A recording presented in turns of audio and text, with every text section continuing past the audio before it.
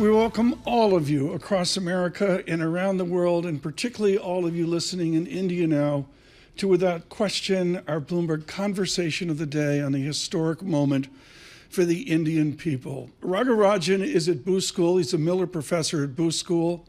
His financial book on the crisis of 07-08 won every award, Fault Lines. He is one of our great financial professors and, of course, a former head of a central bank of India. Far more importantly, as always, Rajan out front, he has a book he is delivering, Breaking the Mold, on his India. It will be a definitive 270 pages. Look for that from Princeton University Press shortly. Raghu, thank you so much for sending me the PDF of the book. I'm going to cut to the chase, Professor. The final sentence of your book, they cannot have any more excuses. What are the excuses Modi has now, and what does he need to move India to a new prosperity?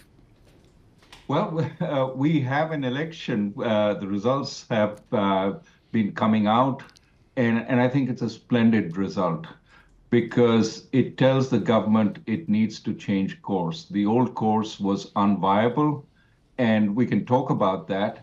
Of course, markets seem to be disappointed. We can talk about that also, why markets are reacting negatively. But I think what is happening today is really, in the long run, really good for India because it forces India to choose a different course from the one it has been on, a course which has led to much wider unemployment and distress than needed in the country. Is this an election result that you see will bring the technocratic and elite South together with a more emotional and historic North? Does it bring the polarity of India together, or do we have a more separate India in 2026? No, it's actually a win for democracy, and that's good for India because what democracy does is it allows the different paths to essentially express themselves and to negotiate. The problem earlier was India was trending towards a more autocratic country, a country with one leader who had a larger than life image. And that unfortunately meant that the BJP leadership wasn't listening to the economic news on the ground that people were actually suffering hardship, wasn't listening to the broader sense that the weaponization of various instruments of the government to put opposition party leaders in jail was simply not gelling. And it would have taken India down a course which was ruinous in the longer run, maybe in the short run beneficial to the big business groups. And that's why the market is reacting adversely. But I think this is good. Raghuram Rajan with us with Booth School Chicago. We welcome all of you on YouTube worldwide and particularly in South Asia. My colleague Damian Sassower to Professor Rajan. Professor Rajan, you have mentioned the concept of an authoritarian democracy and how India is moving into that sort of bucket. Talk to us a little bit about what this election means for India and what it means for Narendra Modi and some of his policies on labor and whatnot. So I think the key number to look at in this election is the BJP's own seats in parliament.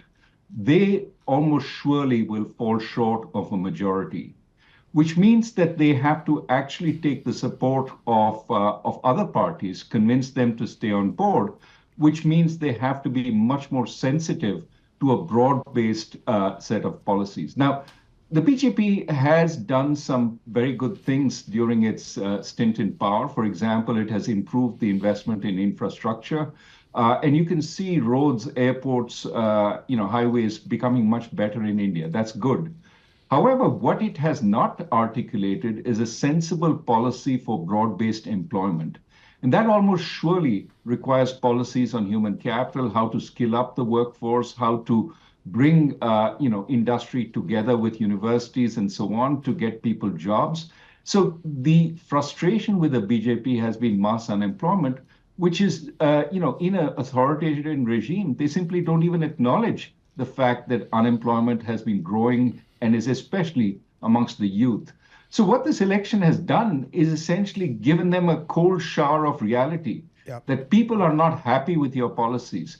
And that will force if the BJP does come back to power with after negotiating with allies, it will force policies which are broader, more inclusive, and more sensitive to the needs of the people. That's a good thing. This morning, an extended interview with Raghuram Rajan of the Booth School, Chicago. For those joining in America, a shock result, or beginning of results, I should say, in a Delhi election assumed to be dominant for Mr. Modi, and it was decidedly less so. My colleague, Damian Sassower. Professor Rajan, I want to take you back to your former role as Director of Research at the IMF. You're familiar with workers' remittances, the role they play in India. I mean, the role they play globally, 860 million of remittances in 2023. India is 15% of that. Talk to us about what this election means for the diaspora outside of India, about the flows of capital into India. Is this going to change things at all? Well, I think it can actually be good news, both from the perspective, remittances will continue regardless of who's in power. This is more, a lot of money coming from the Middle East, some from the United States and Europe, for people to their families. And that will continue. There's no reason why that would be disrupted. What is interesting, however, is foreign direct investment has been slowing into India over the last couple of years. Some people argue that one of the reasons it has been slowing is that people are worried about arbitrary government policy, to the extent that a more democratic dispensation at the center creates more stability about government policies. Especially, it limits the weaponization of the tax authorities, of the investigative authorities. Business actually will feel more comfortable. I hope, and I think it is quite possible that private investment, which has also been on the down, as well as foreign direct investment, could pick up slowly as it sees policies emerge, which are more comforting.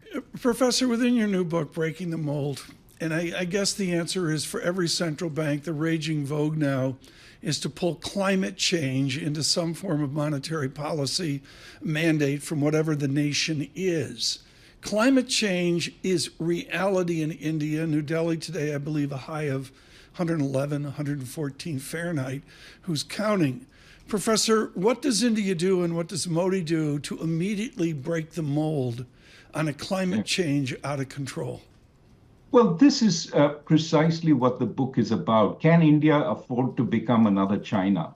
Does the world have room for another China becoming a manufacturing giant? And that was the direction the Modi government was trying to go in, offering massive subsidies to capital-intensive manufacturing. And the reality is that China is already there. There is very little place for another manufacturing giant, especially given the protectionism that's rife in the world. But India has a card up its sleeve. It actually is doing far better in services exports, which is much greener, much more sustainable. And you're seeing a huge growth in skilled services exported to the rest of the world, whether it's telemedicine, consulting, chip design, lots of new areas opening up. India accounts for 5% of global trade there. That's good. How do you unify a nation with over 20 languages? We in the United States are in a panic. I mean, there's two languages in Chicago, the Cubs and the White Sox. That's a different story. But Raghu, how do you unify towards a new India around 20 disparate languages? Tom, it's more than that. It's 20 official languages, which means they have enough people speaking it. But there are 600 additional dialects and languages. It's a vast, complicated country. And the only way it's unified is through democracy, because democracy allows each community a voice. You talked about 2026 in India. That's when the parliamentary seats get reapportioned, when there will be a move to have new seats in parliament for the more populous areas. That has to be done by consensus. And what I'm so glad about is that it will be done by consensus, because democracy has reestablished itself in India, and they will have to negotiate how that reapportionment helps. So India is more politically stable as a result of this election, is also going to be a greater friend democracies of the world. Damian, I know one of your focuses is on India, Russia, and of course it goes back to Nehru's visit in 1955 to Russia and all the responses through the 60s of John Kenneth Galbraith and Kennedy trying to reaffirm an American presence from a distance. That's absolutely right. And Professor Rajan, I'd really like to hear your opinion on the relationship between India and Russia. Obviously, they've been a big consumer of Russian barrels of Russian oil. And if you look at the 10-year and the correlation between the Indian 10-year and Brent crude, it is pretty strong and has been since 2000. So talk to us a little bit about that relationship, India and Russia. Well, India sort of tilted towards Russia when the U.S. tilted away from India. India and the United States were quite friendly in the 60s. But then, as the Bangladesh situation developed, the U.S. tilted away from India. And that's when Russia moved towards India. There was a strong friendship through the 60s, 70s, and 80s. India buys a lot of military hardware from Russia, so it has been dependent. That has changed. India increasingly is buying from the West, from France, from the United States, and that relationship is strengthening. So this is a work in process. India understands increasingly Russia is going to be dependent on China, which is unfortunately. At this point, the relationship between India and China is one of antagonism. Raghu, I've got time for one more question. I have to interrupt and be rude. If you are called upon by Mr. Modi, will you serve the Indian people within his new government? Well, I think that's an unlikely prospect. My sort of inclination is whenever there's a government I can agree with, I'm happy to work with them. I've always been open with advice. Let's see what happens. Raghu, thank you so much. We're really anticipating Breaking the Mold, 270 pages from Princeton University Press. Look for that from Professor Rajan at the Booth School at Chicago.